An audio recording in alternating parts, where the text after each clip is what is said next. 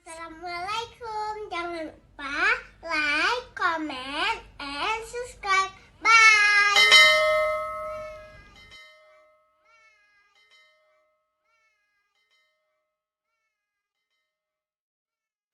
أعوذ بالله من الشيطان الرجيم بسم الله الرحمن الرحيم السلام عليكم ورحمة الله وبركاته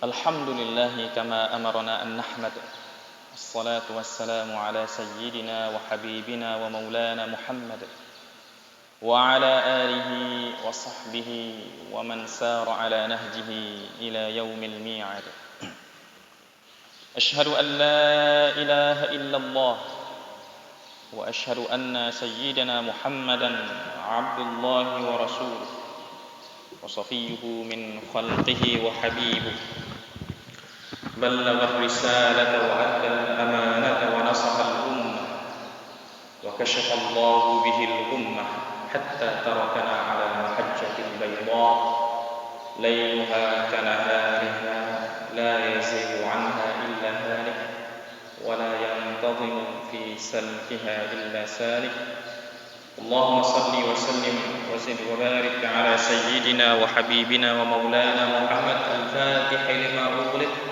الخاتم لما سبق ناصر الحق بالحق والهادي إلى صراطك المستقيم وعلى آله وصحبه حق قدره ومقداره العظيم ثم أما بعد. Yang ulun Tuhan muliakan dan kalimat ta'zim ananda kepada Kepala DKM Masjid Hidayatul Islam beserta jajaran pengurus masjid yang kita cintai ini. Terima kasih dari hati yang paling mendalam kami sampaikan kepada seluruh pengurus masjid dan masyarakat Gampung Lambreng telah menerima kami bersilaturahim di rumah Allah ini sebagaimana yang disabdakan oleh Rasulullah sallallahu alaihi wasallam, la yu'minu ahadukum hatta yukrima jarahu aw kama qala. Iman kepada Allah Subhanahu wa taala ditentukan sejauh mana kita memuliakan tamu, dan alhamdulillah kami merasakan kemuliaan tersebut serta ta'zim kami dan kemuliaan kami kepada seluruh pengurus Dewan Kemakmuran Masjid Aceh yang terus berinovasi demi memakmurkan rumah-rumah Allah Subhanahu wa taala sebagaimana disabdakan oleh Rasulullah sallallahu alaihi wasallam, man sanna fil Islam sunnatan hasanatan falahu ajruha wa ajru man amila biha ila yaumil qiyamah. Barang siapa yang membuat sebuah inovasi yang baik bagi umat Islam, maka baginya pahala dan pahala orang yang mengikuti inovasi tersebut sampai hari kiamat. Suling merupakan salah satu inovasi yang baik dan kita harapkan guru-guru kita di DKMA mendapatkan pahala tersebut sampai hari kiamat. Imam Ibnu Athaillah As-Sakandari pernah berkata seperti ini, idza aradta an ta'rifa maqamaka 'inda Allah faltanzur fi ma aqamak. Jika kamu ingin mengetahui bagaimana kedudukan kamu di sisi Allah, maka lihatlah di mana Allah meletakkan kamu. Dan ketika kita duduk di rumah Allah seperti ini, dimudahkan oleh Allah melaksanakan sholat fardu berjamaah, kemudian mendengarkan tausiah subuh, ini pertanda nahnu fi maqamin 'alin indallah, kita berada pada kedudukan mulia di sisi Allah. Hal ini seperti disabdakan oleh Rasulullah dalam hadis yang pernah Ananda bacakan sebelumnya, majtama'a qaumun fi baitin min buyutillah yatluna kitaballah wa yatadarasuna fima bainahum illa nazalat bihimus sakinah. wa ghashiyatuhumur rahmah wa haffathumul malaikah wa dzakarallahu fi man 'indah.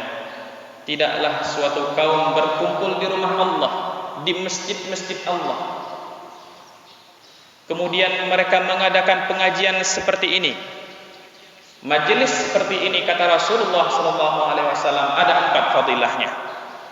Yang pertama, diturunkan sakinah oleh Allah Subhanahu wa taala. Yang kedua, kita dirahmati, disayangi dan dicintai oleh Allah Subhanahu wa taala. Yang ketiga, Allah turunkan malaikat untuk melindungi jamaah yang ada di masjid ini.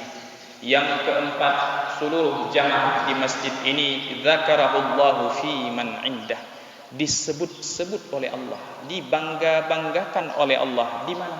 Di majelis Allah Subhanahu wa taala. Jadi majelis yang kita berada di dalamnya sekarang ini adalah majelis yang mulia, bukan majelis kaleng-kaleng. Sungguh sangat mulia majelis hari ini, tempat ini yang sekarang kita berada di dalamnya. Oleh karena itu, izinkan sedikit Ananda menyampaikan beberapa hal. Semoga nanti hal tersebut bisa kita bawa pulang dan menjadi manfaat bagi kita semua. Dalam pemerintahan Abbasiyah, tepatnya ketika Harun ar-Rasyid menjabat sebagai khalifah, ada seorang ulama sastra bernama Abdul Malik bin Quraib atau Abdul Malik bin Qarib, atau yang dijuluki dengan Al-Asma'i. Al-Asma'i ini adalah gurunya Imam Asy-Syafi'i. Beliaulah yang mengajarkan Imam Syafi'i sastra syair-syair daripada Bani Hudzail. Ya. Diceritakan bahwasanya Al-Asma'i ini suatu hari berkunjung ke permukiman Arab Baduy ataupun Arab primitif, ya. Beliau berjalan-jalan di permukiman tersebut sampai beliau kelelahan. Saat beliau kelelahan, beliau bersandar pada sebuah batu. Pada saat beliau bersandar, beliau melihat ada sebuah tulisan, ada sebuah bait syair yang indah. Tulisannya seperti ini: Aya ma'syaral usyaq billahi khabbiru idza halla 'ishqun bil fata kaifa yasna'u. Wahai para pecinta, ceritakanlah kepadaku jika cinta merajai seorang pemuda, maka apa yang harus dilakukan. Jadi ada seorang pemuda jatuh cinta kepada seorang perempuan, enggak tahu dia ungkapkan kemana. Akhirnya dia ungkapkan kepada sebuah batu. Zaman dulu belum ada WA, belum ada Facebook. Jadi orang dulu kalau jatuh cinta itu nggak tahu ungkapkan kemana batu yang jadi korbannya, ya. Jadi diungkapkanlah kepada batu tersebut. Aya ma'syaral usyaq billahi qaddiru idza halla 'ishqun bil fata kaifa yasna'u. Wahai para pecinta, ceritakanlah kepadaku jika cinta merajai seorang pemuda, maka apa yang harus dilakukan. Melihat ini adalah pertanyaan, beliau mencari solusi. Kalau jatuh cinta itu apa sih solusinya? Jadi Asma'i menjawab pertanyaan tersebut dengan bait syair, dengan nazam yang sama, dengan qafiyah yang sama. Beliau menjawab seperti ini: Yudari hawahu thumma yaktumu sirrahu wa yakhsha'u fi kullil umuri wa yakhda'u. Jika jatuh cinta, maka hendaklah dia sembunyikan perasaannya, lalu dia sembunyikan rahasianya, kemudian dekatkanlah diri kepada Tuhan, serahkan hidupnya kepada Tuhan dengan khusyuk dan khudu. Kalau kamu jatuh cinta, jangan diumbar kemana-mana, tapi simpan di dalam hatimu, lalu dekatkanlah dirimu kepada Tuhan agar engkau tidak jatuh ke dalam jurang maksiat. Itu yang disampaikan oleh Imam Asma'i kepada beliau. Mungkin sebagian dari kita sudah belajar fikih Syafi'i.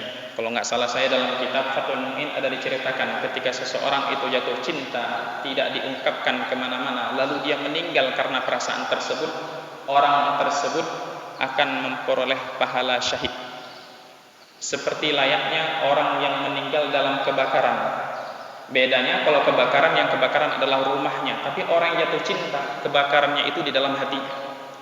Oleh karena itu, orang tersebut seperti memperoleh pahala syahid. Kemudian Imam Asma'i pulang ke rumahnya. Besoknya beliau kembali lagi ke tempat tersebut. Dilihatnya batu itu ternyata sudah ada jawaban. Ternyata di batu itu ada jawaban dari orang yang curhat yang pertama. Jadi syair berbalas syair, nggak tahu siapa orangnya. Dibalas seperti ini. Wa kaifa yudari wal hawa qatilul fata wa fi kulli yaumin qalbuhu yataqatta'. Bagaimana dia bisa menyembunyikan perasaannya? Wal hawa qatilul fata, sementara cinta itu berusaha membunuhnya. Wa fi kulli yaumin qalbuhu yataqatta', dan setiap hari hatinya itu teriris-iris, terkoyak-koyak. Sampai segitunya. Ini mungkin syair ini saya bacakan ini membuat, alhamdulillah ini semuanya sebagian besar adalah orang tua kami ya. Ini mungkin nostalgia kembali kepada dulu masa-masa orang-orang tua kami masih muda ya. Jadi Asma'i kemudian membalas syair tersebut. Bagaimana balasan beliau? Idza lam yajidil fata sabran likitmani sirrihi falaysa lahu syai'un siwal mauti yanfa'. Jika seandainya pemuda itu tak sabar, enggak sanggup menahan perasaannya, daripada dia bermaksiat, enggak ada solusi yang lebih baik kecuali kematian. Kalau kamu enggak sabar, enggak ada solusi lain kecuali kematian, kata Asma'i. Kemudian Asma'i pun pulang ke rumahnya. Besoknya beliau kembali lagi ke tempat tersebut. Dilihatnya di batu itu ternyata ada seorang pemuda yang ganteng, sudah tersungkur tak bernyawa, terbaring di batu itu. Beliau nggak bunuh diri, hanya meninggal dunia, sudah meninggal dunia, tersungkur di batu itu.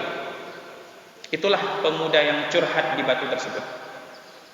Jadi sebelum meninggal, pemuda ini sempat menulis syair balasan terhadap jawaban Asma'i. Balasannya seperti ini. Sami'na wa ata'na thumma mutna faballigh salam liman kana bil wasli yaqta'. Kami mendengar nasihatmu dan kami taati dan kami pun merenggang nyawa. Sampaikanlah salamku kepada mereka yang menghalangi jalan cintaku, kata pemuda tersebut. Apa kata Asma'i? Beliau balas lagi. Hani'an li arbabin na'imi na'imihim walil 'ashiqil miskin ma yatajarra'. Kami ucapkan selamat kepada penduduk surga atas nikmat kesabaran yang mereka terima di sisi Allah Subhanahu wa taala, dan selamat pula kepada al-'ashiq, para yang pecinta, anak muda yang mencintai ini, atas derita yang pernah dia terima di dunia. Sekarang dia mendapatkan tempat di sisi Allah karena sabar menahan dirinya. Sidang jamaah yang dimuliakan oleh Allah Subhanahu wa taala, ini adalah syair yang sangat terkenal di Jazirah Arab. Mungkin ini asing di telinga kita. Dan sebenarnya banyak sekali pelajaran-pelajaran yang bisa diambil daripada syair ini. Namun yang tampak bagi kami, pelajaran yang bisa diambil dari syair yang kita sebutkan tadi adalah cinta. Bahwasanya cinta itu adalah yang menentukan jalur hidup kita. Cinta merupakan penggerak dan stimulus terbesar bagi hidup kita.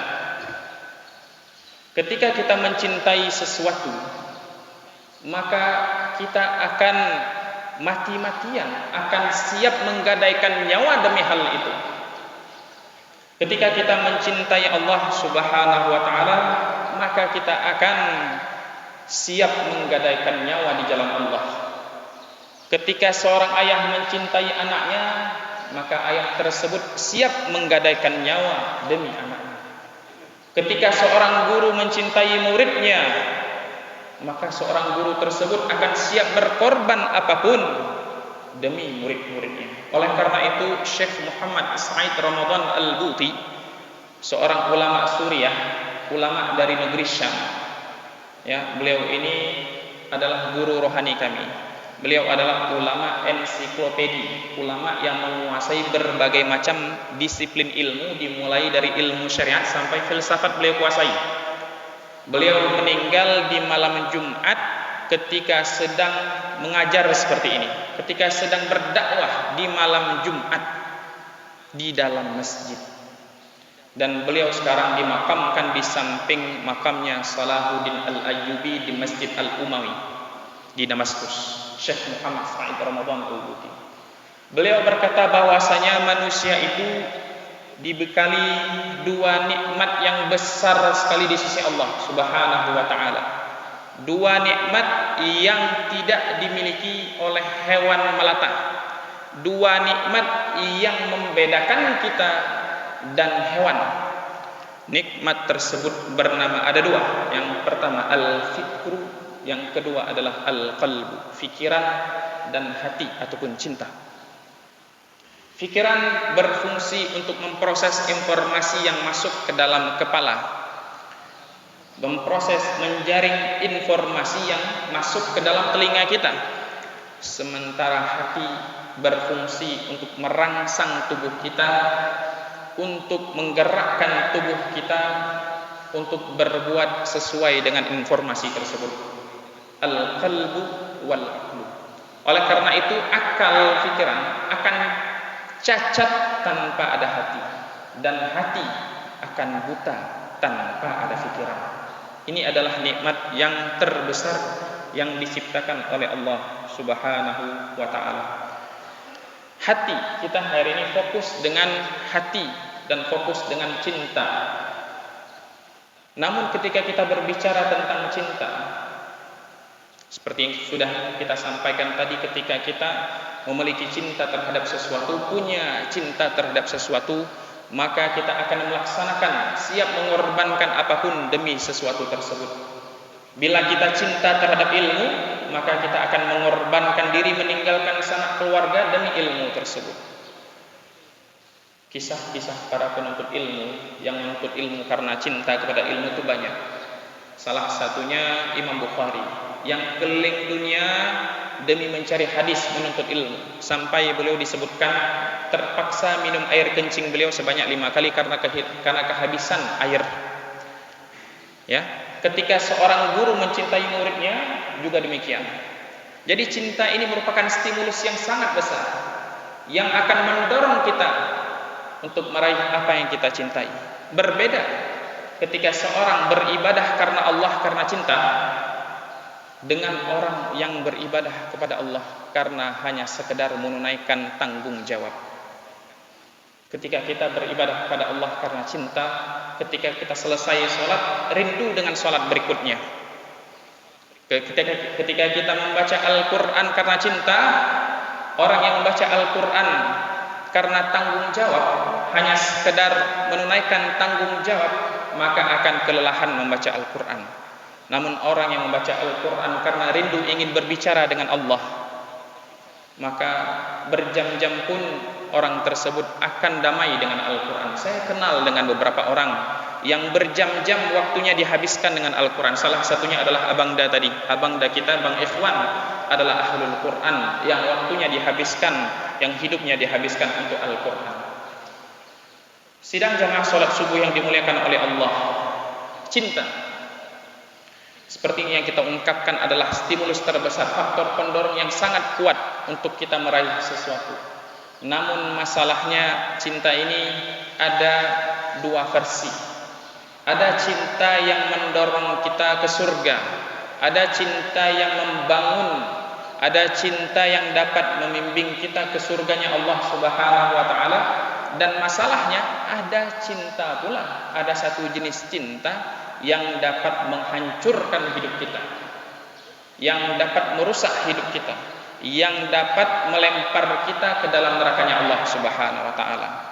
Cinta yang pertama adalah cinta yang membangun, adalah cinta kepada Allah dan Rasulnya. Dan cinta yang merusak adalah cinta kepada dunia dan syahwatnya. Ketika kita mencintai dunia, maka kita harus bersiap-siap akan tenggelam, akan dilempar oleh Allah ke dalam neraka.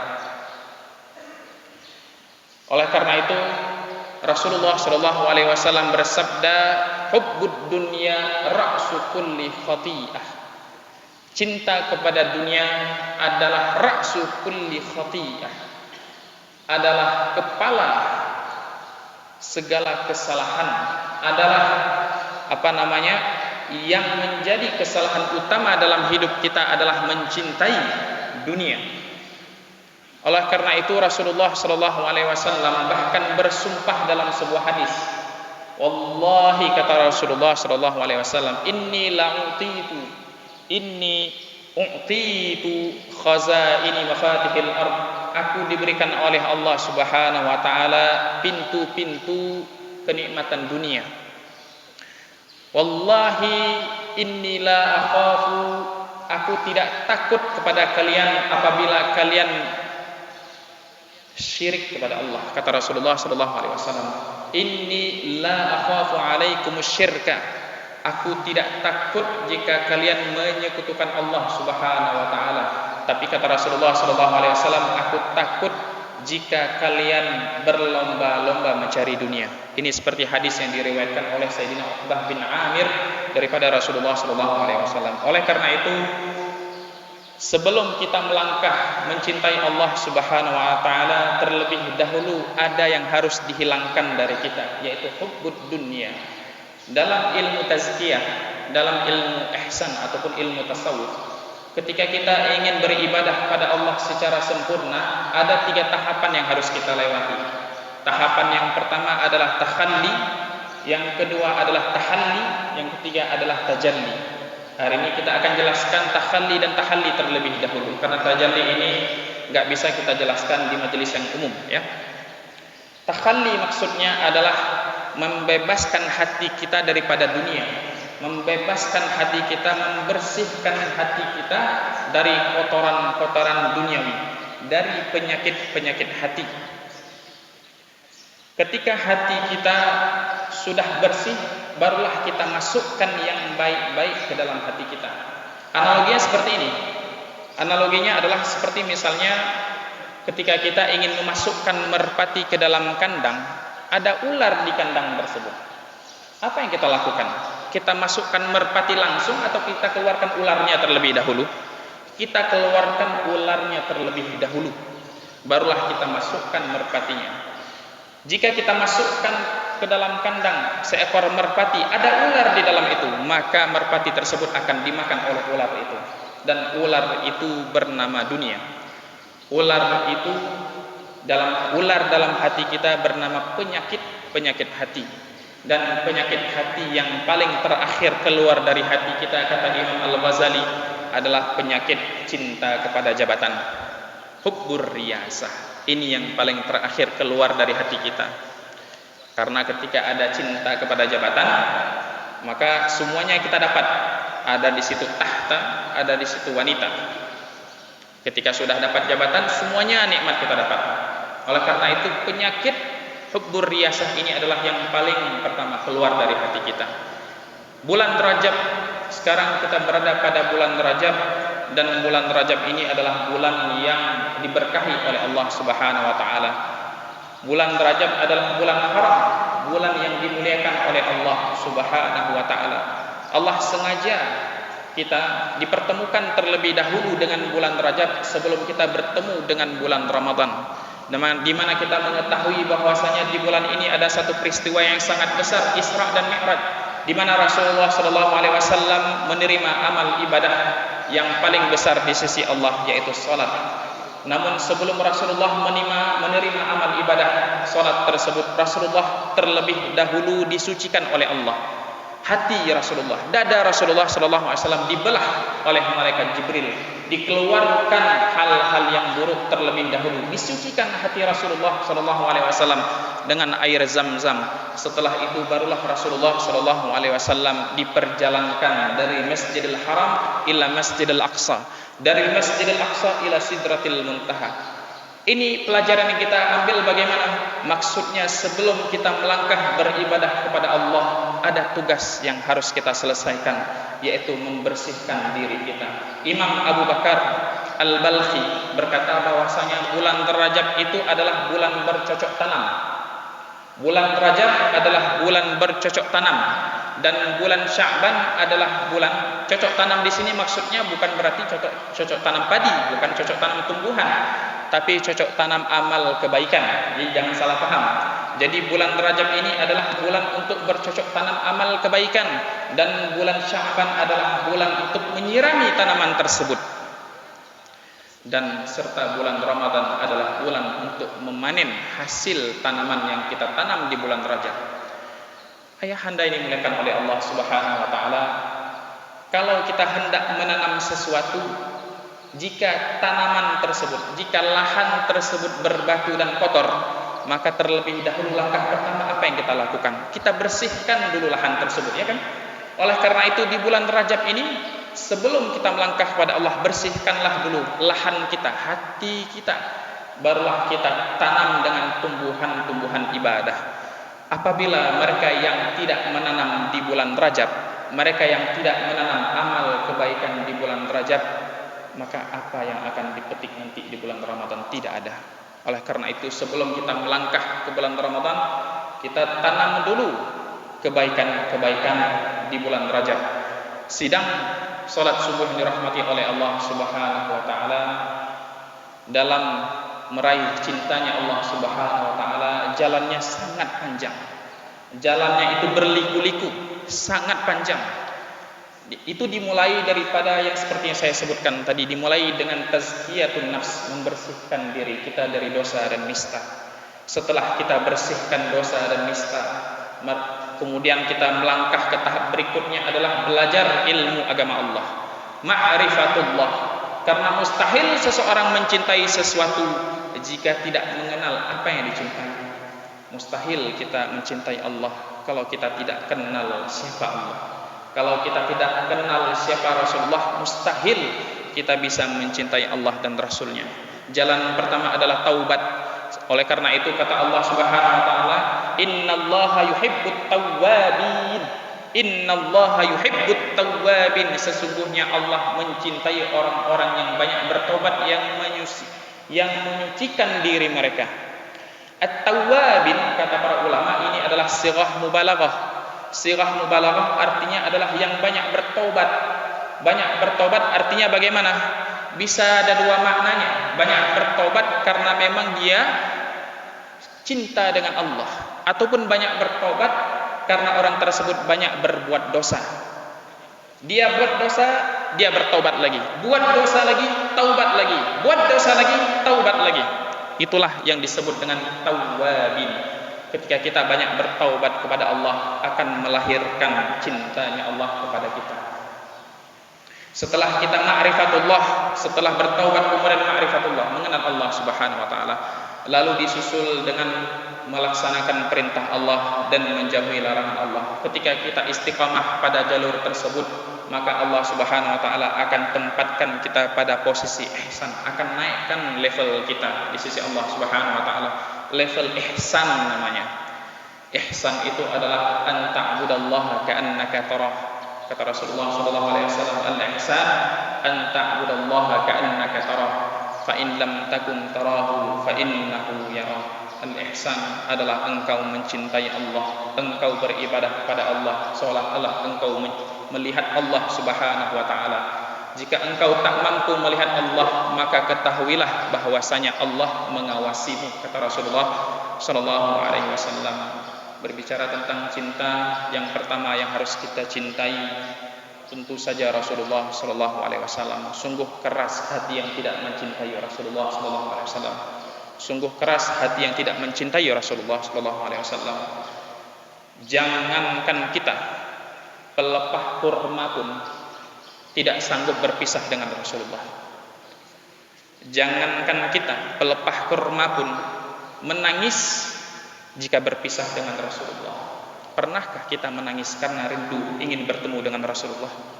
Sungguh keras hati yang tidak mencintai Rasulullah, bahkan lebih keras daripada pelepah kurma. Kata Imam Ibn Ruslan, orang yang paling jauh kelak di sisi Allah adalah orang yang paling keras hatinya. Wa inna min ab'ad qulubin nasi min rabbinar rahimi qalbun qasi. orang yang paling jauh nanti di sisi Allah, yang paling jauh dari Allah adalah yang paling keras hatinya. Sedang jamaah yang dimuliakan oleh Allah, tahukah kita bahwasanya Rasulullah itu sangat rindu kepada kita? Suatu hari Rasulullah SAW berkunjung ke pemakaman Baqi. Di pemakaman tersebut Rasulullah SAW berkata kepada sahabatnya, wa syauqahu li ikhwani, sungguh aku rindu sekali ingin bertemu dengan ikhwani, dengan saudaraku. Sahabat bertanya, bukankah kami saudaramu wahai Rasulullah? Alasna ikhwanaka ya Rasulullah, bukankah kami adalah saudaramu wahai Rasulullah? Rasulullah menjawab, bukan, la, antum ashabi, ikhwani qaumun ya'tuna min ba'di yu'minuna bi walam yarawni.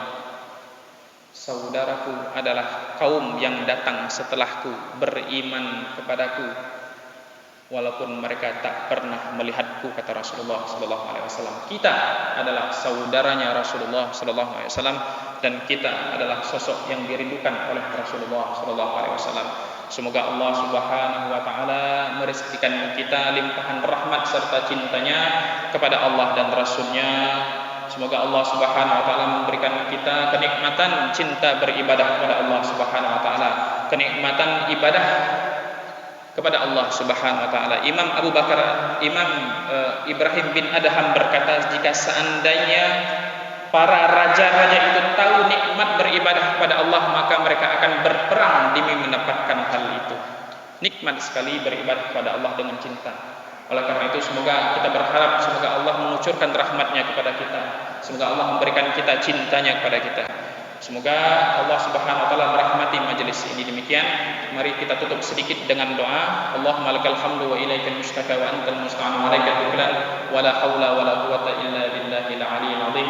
Allahumma inna nas'aluka hubbaka wa hubba man yuhibbuk wa hubba 'amalin yuqarribuna ila hubbik.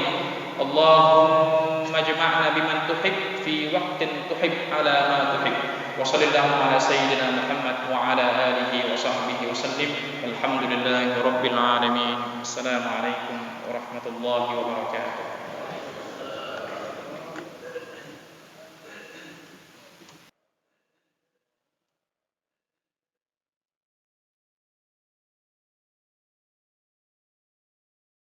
Terima kasih.